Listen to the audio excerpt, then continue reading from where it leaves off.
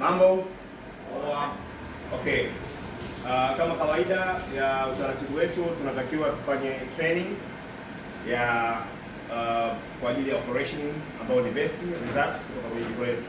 Kwa hiyo leo tutaangazia kwenye kunawa mikono kwa mujibu wa sheria za HACCP HCCP.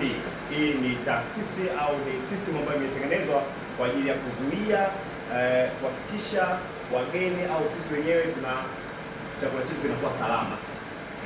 Kwa hiyo ni nini hatari kuidhibiti, njia gani tunatumia kudhibiti hatari, alafu kufanya action. Sawa sawa. Kwa hiyo moja ya njia ambazo tunataka tuzitumie kwenye kudhibiti hizo hatari za jikoni ni kunawa mikono. Kwa hiyo lazima tujue kwa nini na saa ngapi tunawa mikono au wakati gani. Tunanawa mikono endapo tumetoka chooni, tumeingia jikoni, ama umetayarisha chakula moja la nyama, unakwenda kutayarisha chakula kingine, lazima uoshe mikono. Au umekata kitunguu, unakwenda kukata matunda, lazima uoshe mikono. Kwa ajili gani? Kwa sababu mikono au viungo vya mwanadamu ni rahisi sana au ndizo njia pekee ya kusafirisha bakteria, virus na germs kwenye chakula ambacho kitasababisha sumu kwenye chakula, inaitwa food poison.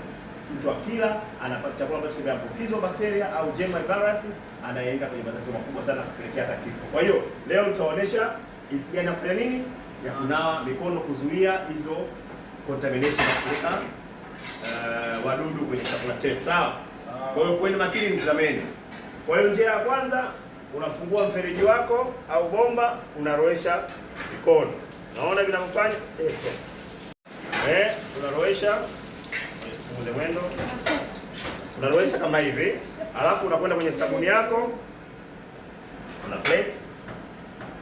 Alafu unafanya nini? Unaisambaza sabuni. Ukishamaliza hapo, unaona vidole vyako unavyoingiza, unafanya namna hii. Sawa? Na hili zoezi linachukua sekunde 20. Sawa, ukifanya kwenye procedure zinazotakiwa utachukua sekunde 20. Alafu unageuza huku nyuma tena, unasugua. Sio unanawa, yani utafikiri unakwenda kufanya kitu cha ajabu. Unataka unawe kwa utaratibu. Naona hivi? Alafu unakwenda kusafisha nini? Kucha. Kwa kucha unazisugua hapa kwenye kiganja chako. Unasugua hii. Na huku unasugua. Alafu unakuja dole gumba, Dole gumba unalisugua hivi, au unalisugua hivi. Alafu unakuja tena mkono mzima. Naona namna hii? Then unakwenda kufanya nini? Unakwenda kuosha kwenye maji yako ambayo yanatiririka. Make sure haya maji yanatiririka. Usije ukanawa kama unavyonawa majumbani kwenu kule mnakula ugali wote mnanawa kwenye bakuli moja. Unatakiwa unawe maji yanatiririka. Alafu kabla hujafunga mfereji wako wa bomba, unaenda kwenye karatasi hii, unakata kidogo, unapangusa. Kishapangusa, kabla hujaitupa unafanya nini? Unafunga bomba lako au mfereji vizuri. Alafu unaenda kwenye dustbin, unatumia mguu wako kufungua. Kama hivi unavyoona mimi nafungua, unatupa. Sasa hapo uko tayari kuhandle chakula.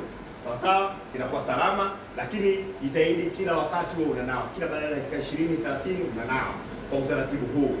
Asanteni sana, kazi njema.